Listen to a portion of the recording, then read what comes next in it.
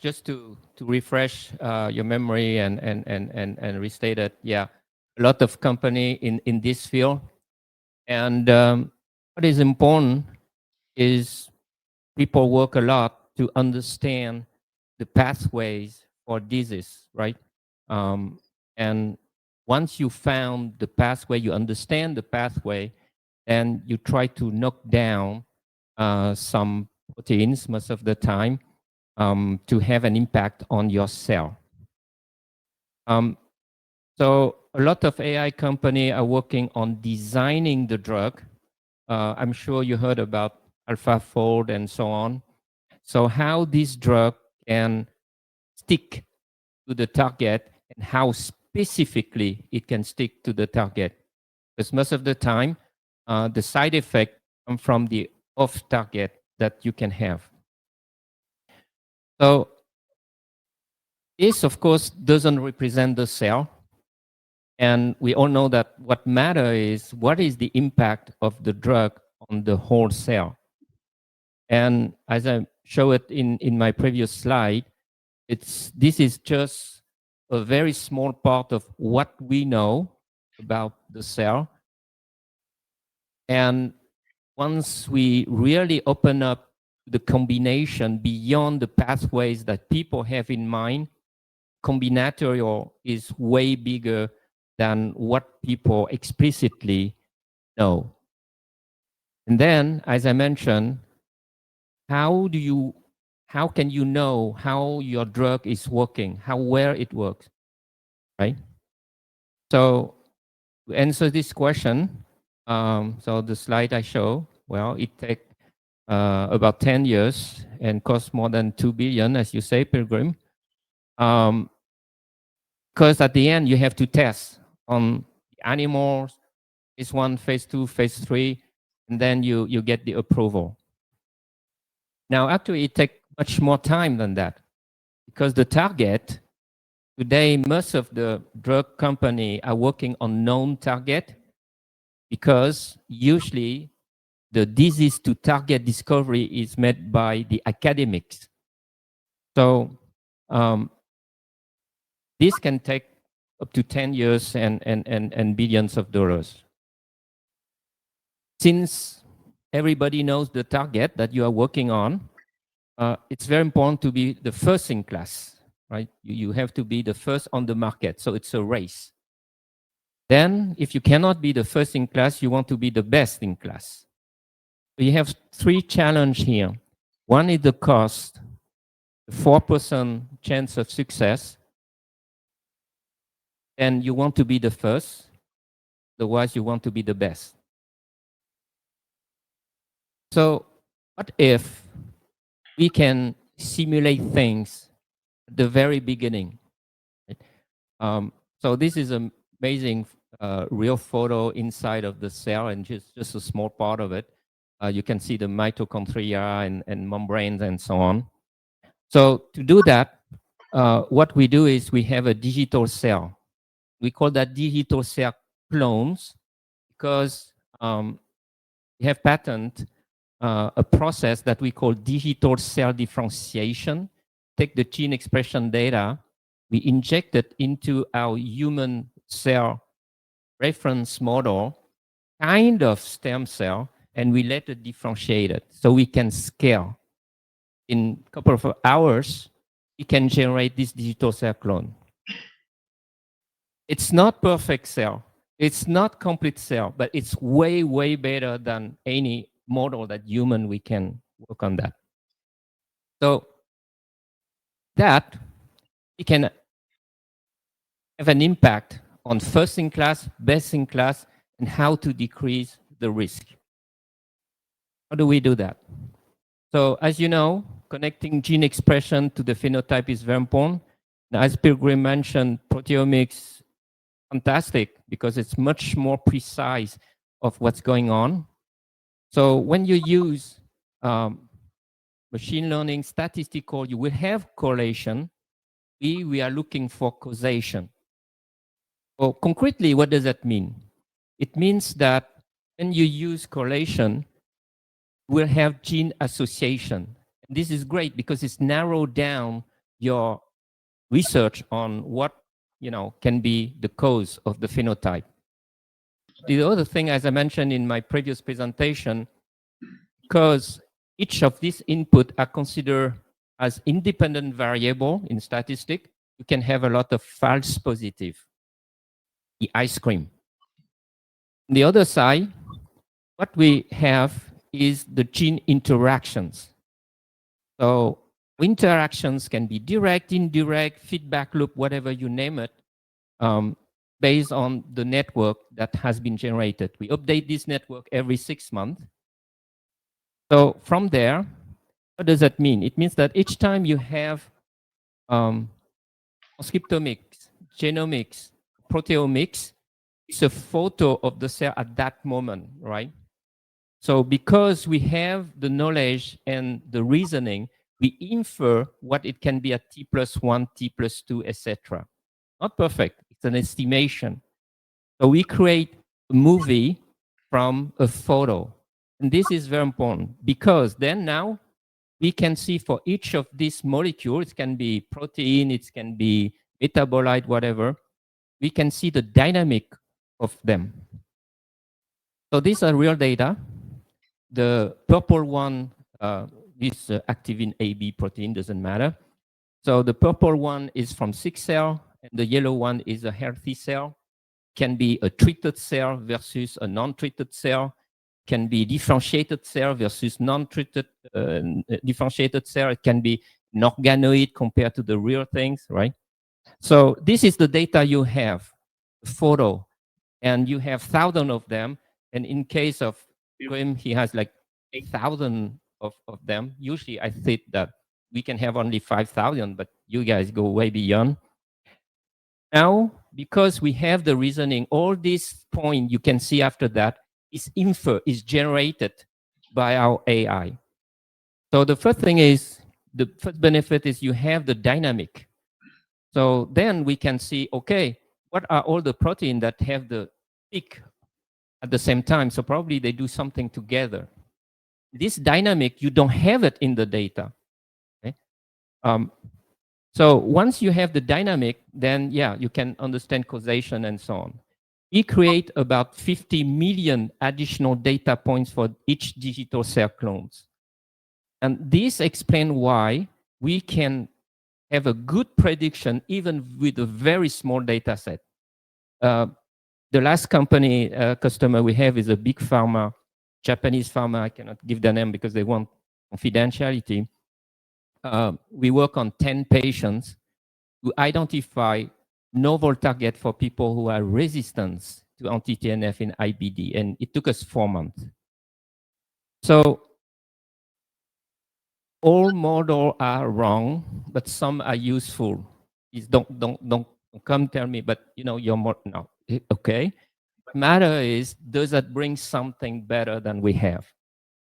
The answer is yes, because we validate our model in a lot of project we have.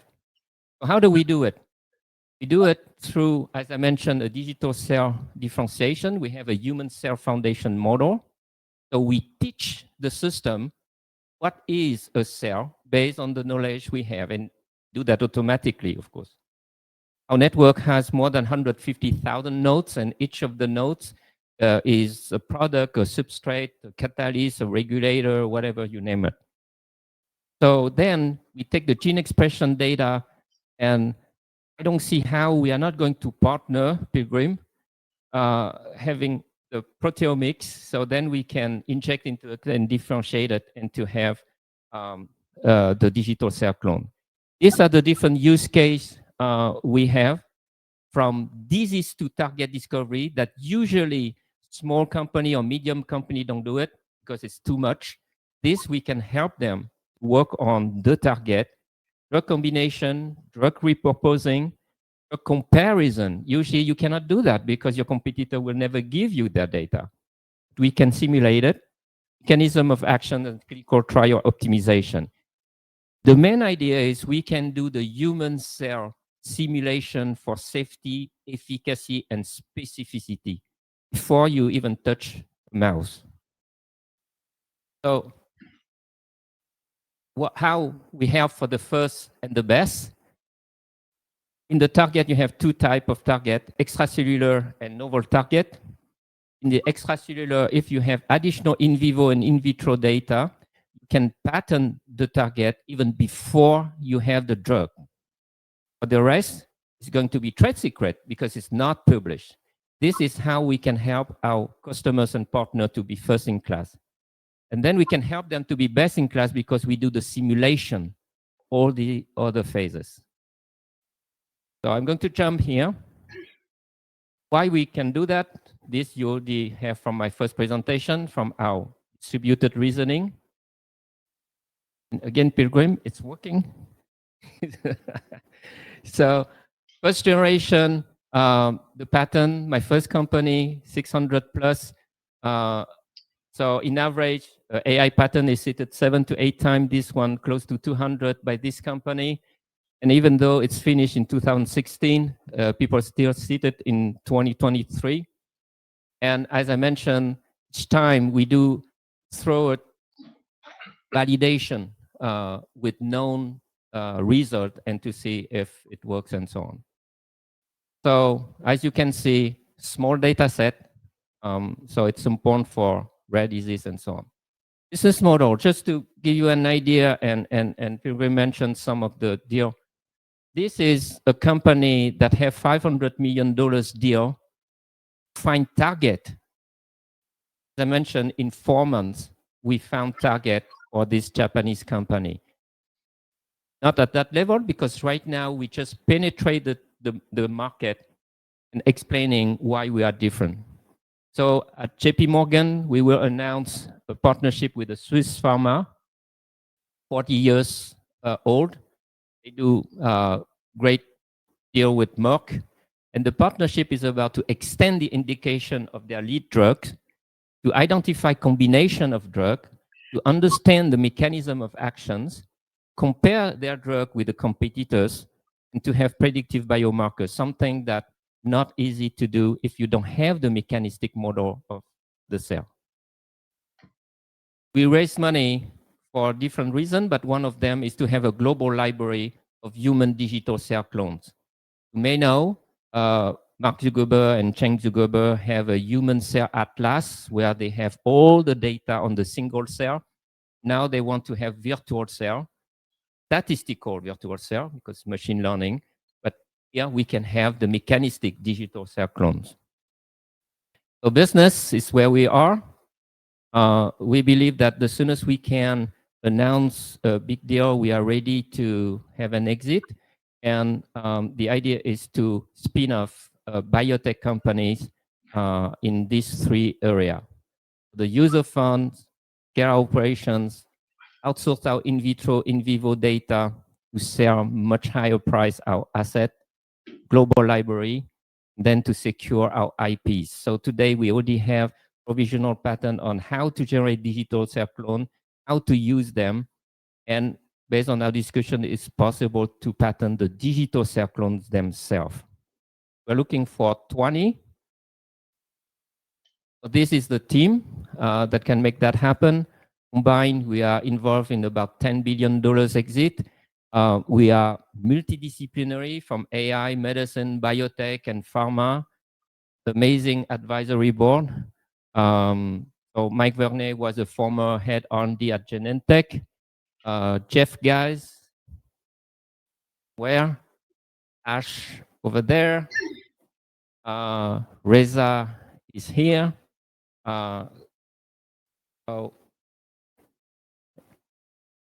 So this to conclude, and of course I will answer any question you have. We believe we have the vision, the team, to really open the digital biology market. Thank you very much.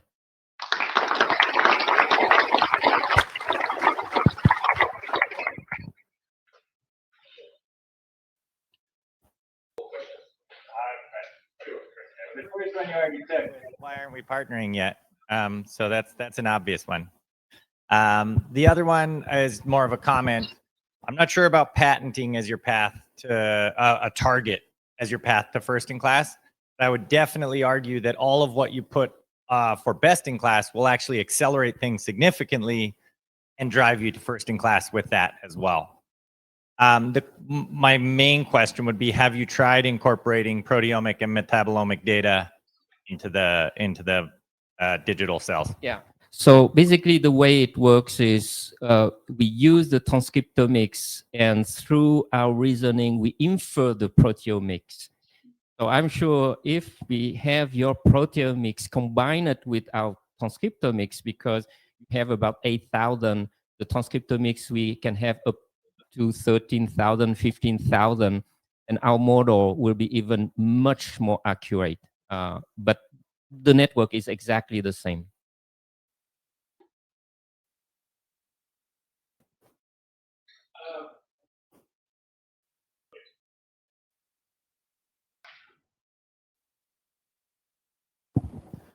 Okay, one question I would have, and this might have to do with like the whole accuracy question. One thing I would think about a reasoning engine is probably prone to a type of overfitting behavior, like it being like fairly inflexible based on the fact that it's rules based. How would you deal with that problem? So it's not rule based because rule based cannot scale. It exists for a long, long time, and it cannot represent different type of logic. So it's based on multi-agent. Each node is a mini intelligent agent by itself, capable of any kind of reasoning and interacting to each other. The overfitting, we don't have this problem because we do not build a model based on the data. We build the model based on the knowledge, and we improve the model with the data.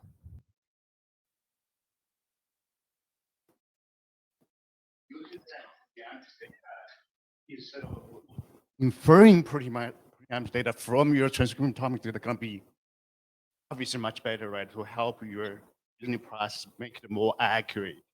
So I understand that the proteomics data volume is much smaller, but I think we really need to utilize that. More downstream data you have, I mean, your reasoning can be more accurate. Absolutely, even metabolomics. We would love to have metabolomics. Yeah, but metabolomics is even more variable, right? So more variable in that data. But now I think proteomics data is catching up. It's probably right moment to put a lot of efforts there, because transcriptomics data is just maybe too early. Right? It's why we have to partner. Yes. How do you address the individual genome question? So each genome is different. Are you going to build a digital clone for everyone? Yeah. So absolutely, and it takes us few hours. So I have a biopsy from you today. I get the gene expression from your cell. In 2 hours, I have your digital clone for this biopsy. And it's why we want to build a global library of human digital cell clones. But each person has hundreds of cell types. Another very good question. So each time that we have a biopsy, usually in publication, you have about 30, 50 different cell type. So a lot of time they want to understand what is the impact, or what is the target that can have an impact across these things. So this is one thing. But then the second step is we take each cell type and we generate the digital clones for each of the cell type for the drug. And it's why it's very important to be scalable, because otherwise, yeah.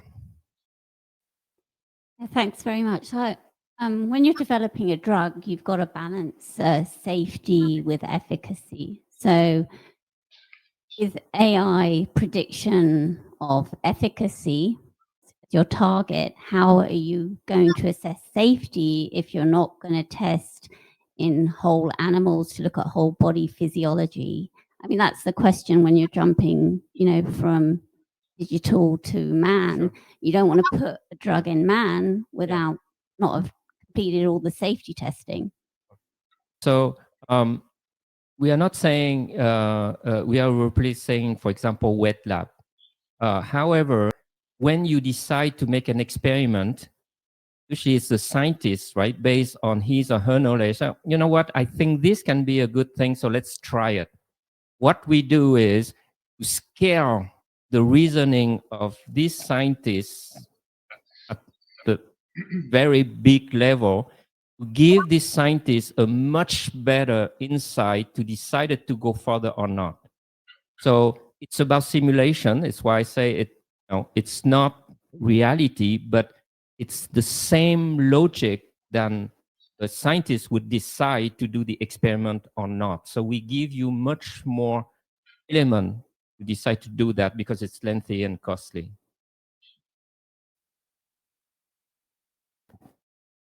Okay. Thank you very much.